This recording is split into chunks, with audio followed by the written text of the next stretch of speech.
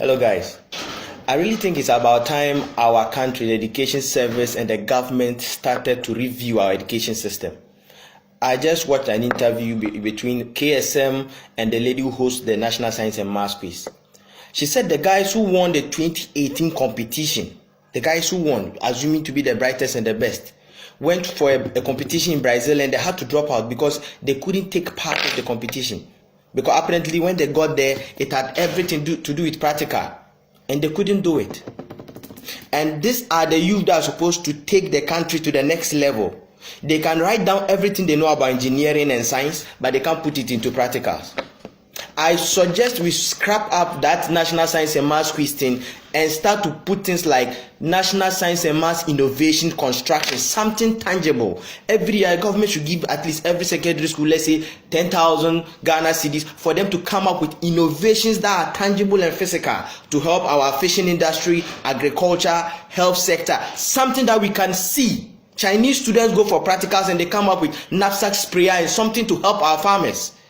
That is what pushes a nation forward. We have an education system which is archaic and outmoded, and the people sitting on the top of the educational system don't have the fungus notion of how to fix this system, and we are educating people with baggage and nonsense. What courses are they doing now? Political science, what science, human resource. What are those things doing to our economy? How is it fixing people? And we are surprised there is high graduate unemployment. What do they come to do? I have a friend whose brother just employed an Indian in this country.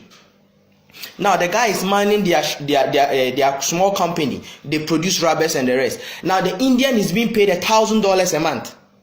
This is a friend of mine who could have employed me because I'm a graduate. But do you know what he said? The Indian can fix the machine when it breaks down. What can I do about the machine? Nothing. I was taught papers, planning, community development, all those nonsense.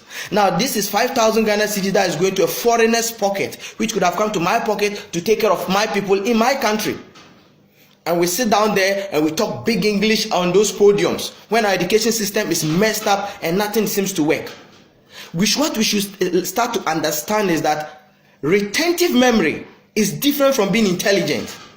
Creativity and adaptive intelligence is what fixes a nation, not ability to memorize what a lecturer taught you. We have lazy lecturers sitting around. All they do is go to Google, download anything about something and just come and teach. They don't even have books of their own. And we are sitting there. As at now, we can't create incubators. We can't do things that can help our own system. We can't build tractors. Things that can help us. We can't do any. I have a friend who had the opportunity to go to school abroad. He went and learned welding. Now, our ignorant education system will look down upon a skill like welding. He's welding an oil company and he's making millions of dollars. Just being a welder in an oil company. Then you tell us we should go and learn political science and all that nonsense. And come and sit down doing nothing. Here are the youth that were supposed to be the brightest. They got to a competition and they had to drop out. Because what do we teach in our schools? Just empty practicals, nothing to improve our lives. Being able to have to memorize text and handouts doesn't make you intelligent. Looking at your society, looking at the problems we are facing and being able to fix it is what changes a society. We have a useless education system from class 1 to the final distance, and you people are sitting down, spending money, going to workshops and doing nothing about it. Calling yourself professors and what sort of sitting there.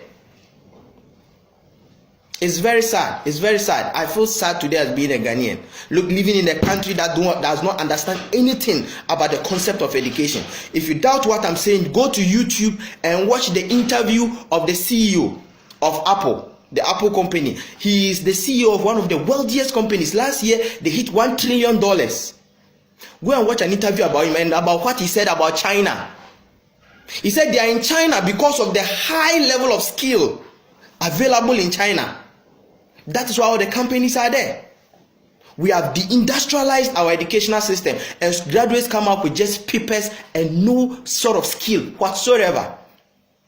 And our puppets called the politicians sit there and do the bidding of the Americans and the Federal Reserve and do whatever they want. And the country is just moving into the drain.